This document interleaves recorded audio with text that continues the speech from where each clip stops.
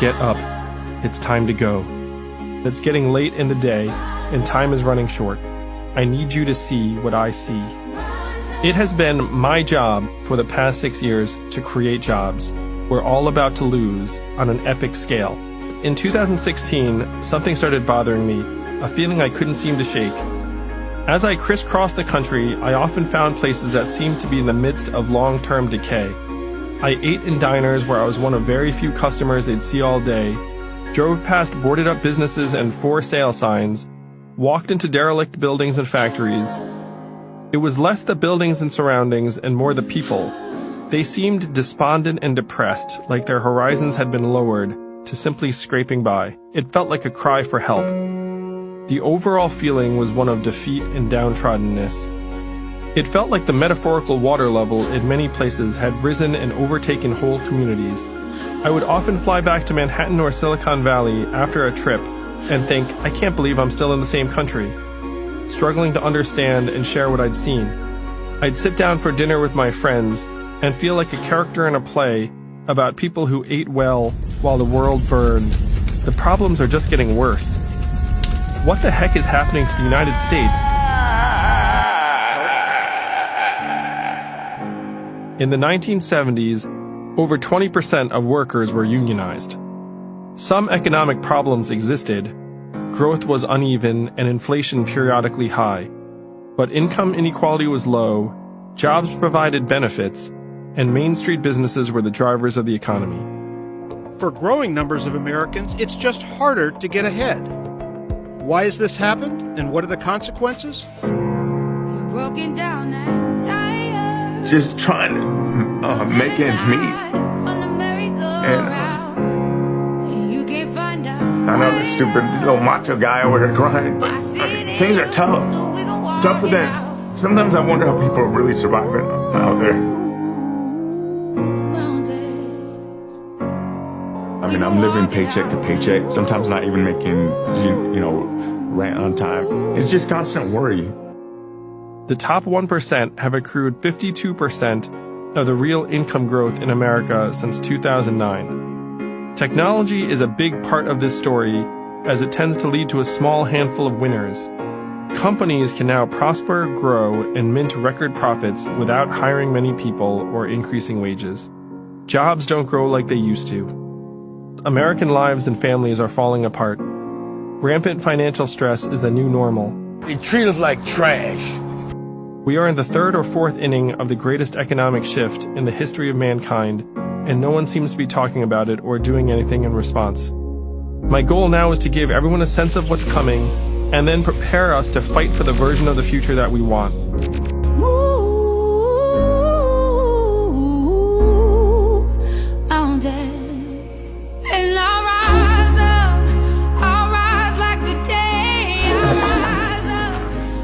Hey, Joseph. This is my husband, Jose.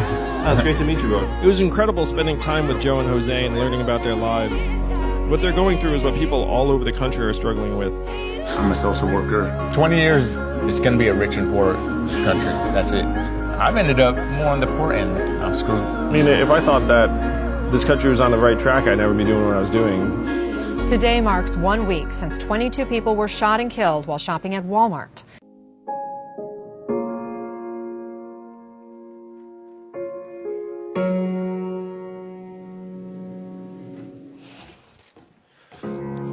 I have a 6 and 3-year-old boy. I was imagining.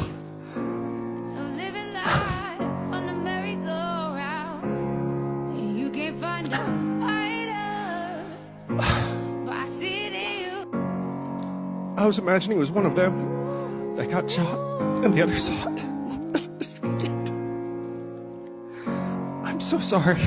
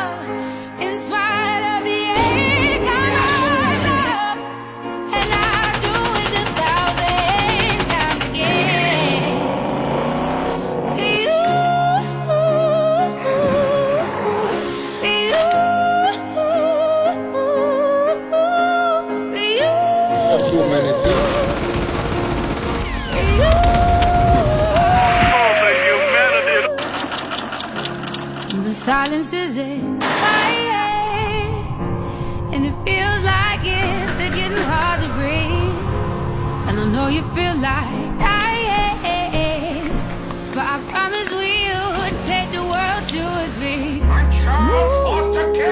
Feeling we're not in Kansas anymore. I won't take, bring it to its feet.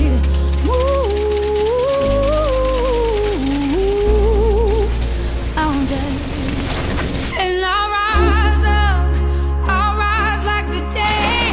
I'll rise up. Anything gift. I'll rise unafraid. I'll rise up. And I do it 1,000 times again.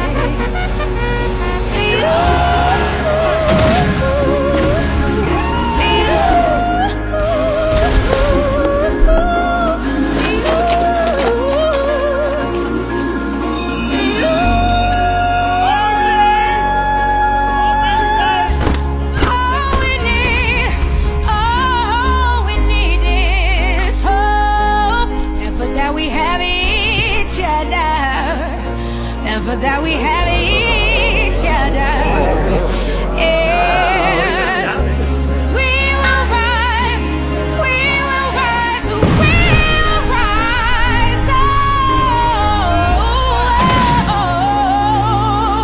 We'll rise. I'll rise up, rise like the day. I'll rise up, in spite of the air. I will rise 1,000 times again, and we'll rise up. I like the waves. We'll rise up, in spite of the ache. We'll rise up, and we'll do it 1,000 times again.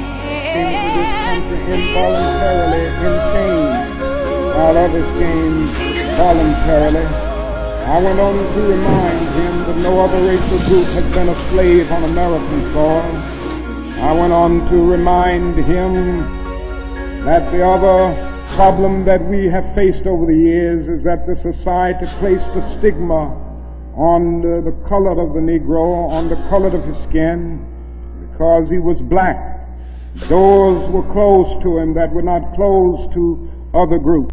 If the Negro is to gain the economic security that he needs, now one of the answers, it seems to me, is a guaranteed annual income, a guaranteed minimum income for all people and for all families of our country. Experts will squabble while the average person suffers. Families will deteriorate into dysfunction. Children will come of age with no real hope of a better life and with institutions selling them false promises. The age of automation will lead to many very bad things, but it will also potentially push us to delve more deeply into what makes us human. I have lived in Manhattan, Silicon Valley, and San Francisco, while working in Providence, Detroit, New Orleans, Cincinnati, Las Vegas, Baltimore, Cleveland, Philadelphia, Pittsburgh, St. Louis, Miami, Columbus, San Antonio, Charlotte, Atlanta, Nashville, Birmingham, Denver, Kansas City, and Washington, D.C. I have been in the room with the people who are meant to steer our society. A universal income, and you're going to have driverless cars, and you're going to have more and more automated services. The machinery is weak. The institutionalization is high. The things you fear to be true are generally true. Shows the future president surrounded by cheerleaders. And the video captures Donald Trump and Epstein chatting. We are capable of so much better. There's a very popular notion out there that ideas change the world. That's wrong. People change the world. People making commitments and sacrifices and doing something about the forces that are tearing our society apart. Whom do we serve? Is there enough character and will and confidence and independence left to build the world and do what is required? Is there enough empathy? I know the difference between talking about something and actually doing something about it. We must convert from a mindset of scarcity to a mindset of abundance. The revolution will happen either before or after the breakdown of society. I told you! Get out of here! We must choose before. It will not be easy. We all have dysfunction within us. Darkness and pain, contempt and resentment, greed and fear, pride and self-consciousness.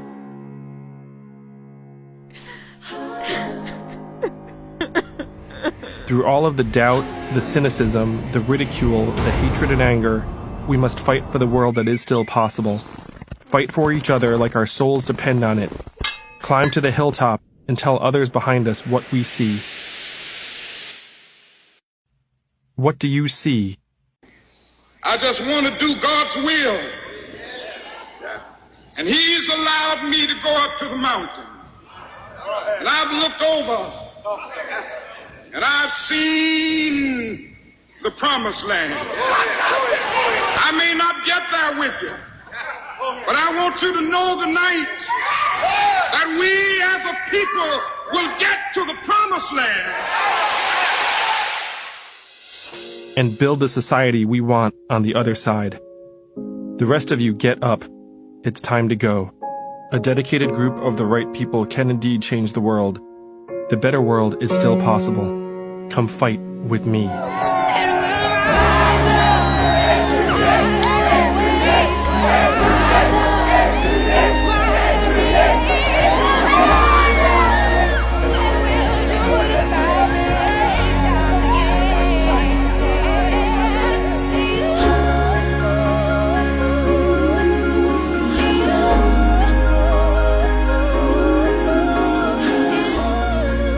Well, yeah, anyone watching this or listening to it, you can become part of the Yang Gang. It's a very cheap gang to join. Yeah, it's very wholesome. Gang around. The cheapest gang around. If you gave $27, you'd be an above average member of the gang. You know? Think of it as an investment.